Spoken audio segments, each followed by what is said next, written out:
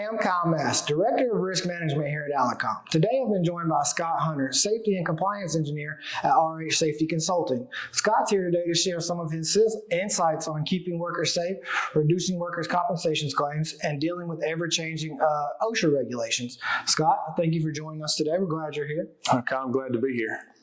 Good. Scott, can you share a brief overview of RH Consulting and their expertise in safety?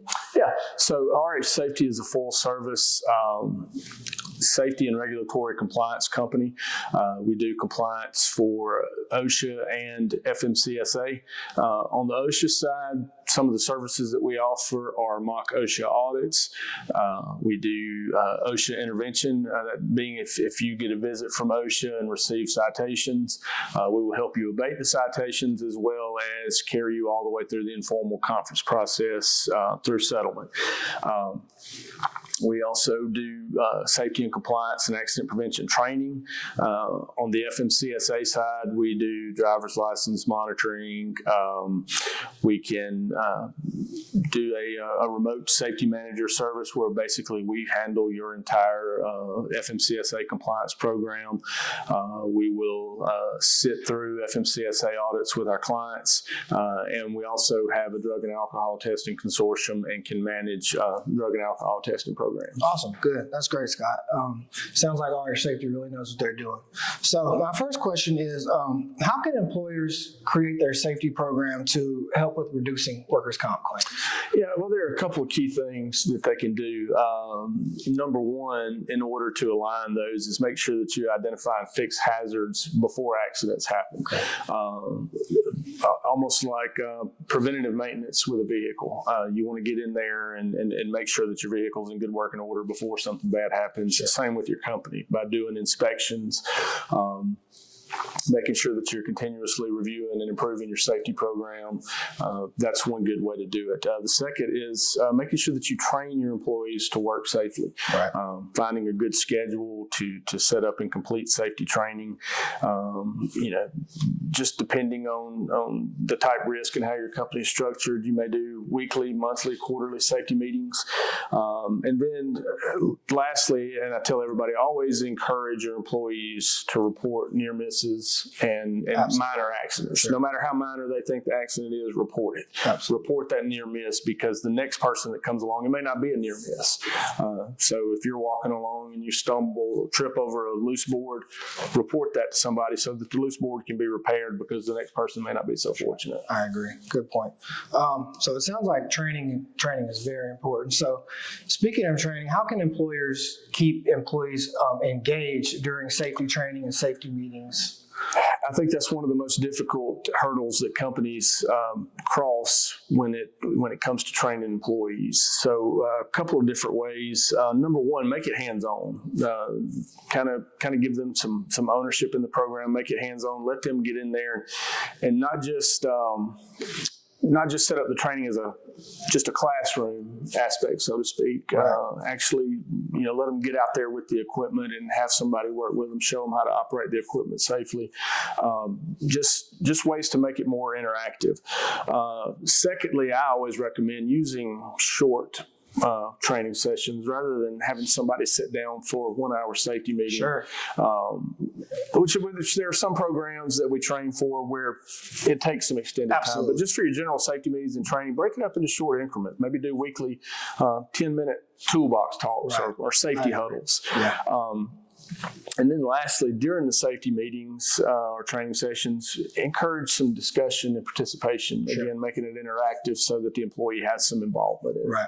Good point. Yeah. Okay. Let's switch gears here a little bit, talk about OSHA compliance. So OSHA is changing so much all the time.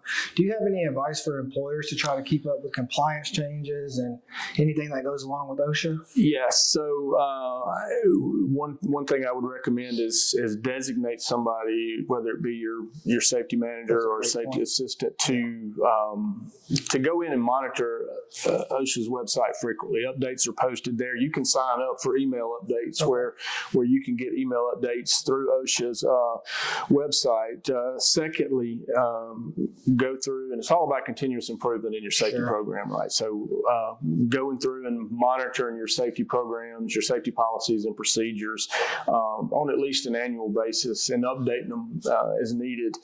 And then the third thing you can do is use a service like us. Have a second set of eyes that comes in, does walkthroughs, reviews your safety program, helps you review your compliance programs, your safety programs.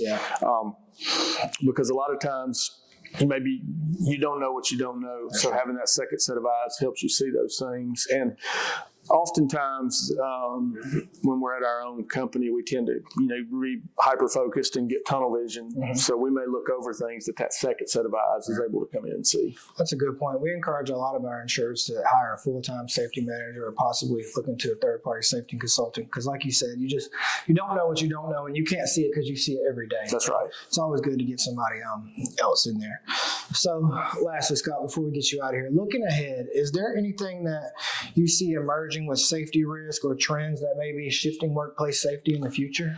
Yeah, absolutely. I think one of the things that our society, and rightly so, has become more focused on over the last few years, probably more so since the pandemic, is mental health of your employees. So I think that's one hurdle that we'll have to cross, and there's going to be a little more of an emphasis on moving forward is your employees' mental health, fatigue. That's one area. The other area, as far as the prevention side, artificial intelligence is really taking off. You're seeing things like smart helmets that can, and sensors that you wear on your body, and these sensors can detect unsafe movements. They can detect fatigue. They can detect elevated temperatures for heat stress. Awesome. So moving forward, I think artificial intelligence is really going to have a solid place in the safety industry. Sure, that's a great point. AI is really taking off.